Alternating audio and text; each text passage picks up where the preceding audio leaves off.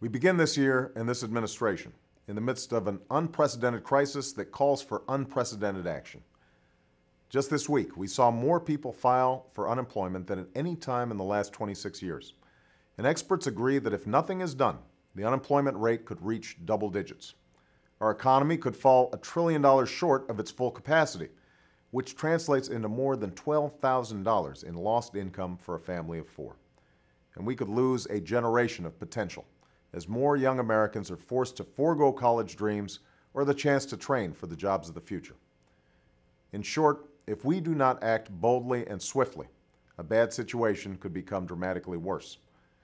That is why I've proposed an American Recovery and Reinvestment Plan to immediately jumpstart job creation as well as long-term economic growth.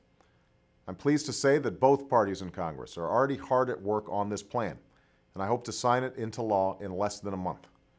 It's a plan that will save or create 3 to 4 million jobs over the next few years, and one that recognizes both the paradox and the promise of this moment.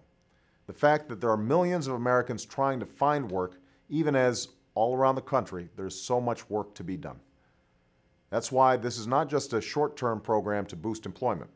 It's one that will invest in our most important priorities, like energy and education, healthcare, and a new infrastructure that are necessary to keep us strong and competitive in the 21st century. Today, I'd like to talk specifically about the progress we expect to make in each of these areas. To accelerate the creation of a clean energy economy, we will double our capacity to generate alternative sources of energy like wind, solar, and biofuels over the next 3 years. We'll begin to build a new electricity grid that lay down more than 3,000 miles of transmission lines to convey this new energy from coast to coast.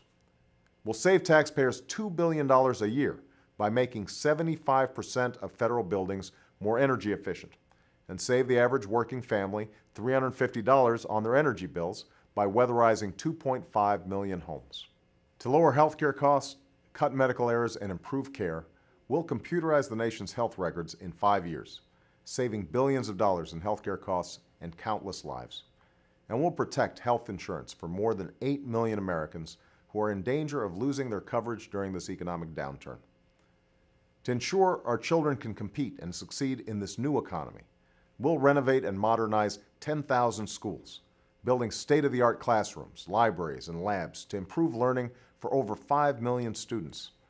We'll invest more in Pell Grants to make college affordable for 7 million more students, provide a $2,500 college tax credit to 4 million students, and triple the number of fellowships in science to help spur the next generation of innovation. Finally, we will rebuild and retrofit America to meet the demands of the 21st century. That means repairing and modernizing thousands of miles of America's roadways and providing new mass transit options for millions of Americans.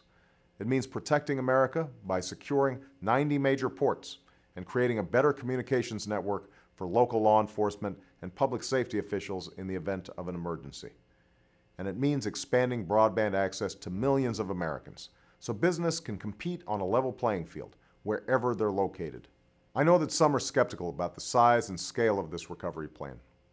I understand that skepticism, which is why this recovery plan must and will include unprecedented measures that will allow the American people to hold my administration accountable for these results. We won't just throw money at our problems. We'll invest in what works. Instead of politicians doling out money behind a veil of secrecy, decisions about where we invest will be made public and informed by independent experts whenever possible. We'll launch an unprecedented effort to root out waste, inefficiency, and unnecessary spending in our government.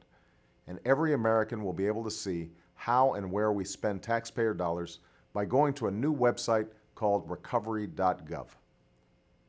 No one policy or program will solve the challenges we face right now, nor will this crisis recede in a short period of time. But if we act now and act boldly, if we start rewarding hard work and responsibility once more, if we act as citizens and not partisans and begin again the work of remaking America, then I have faith that we will emerge from this trying time even stronger and more prosperous than we were before. Thanks for listening.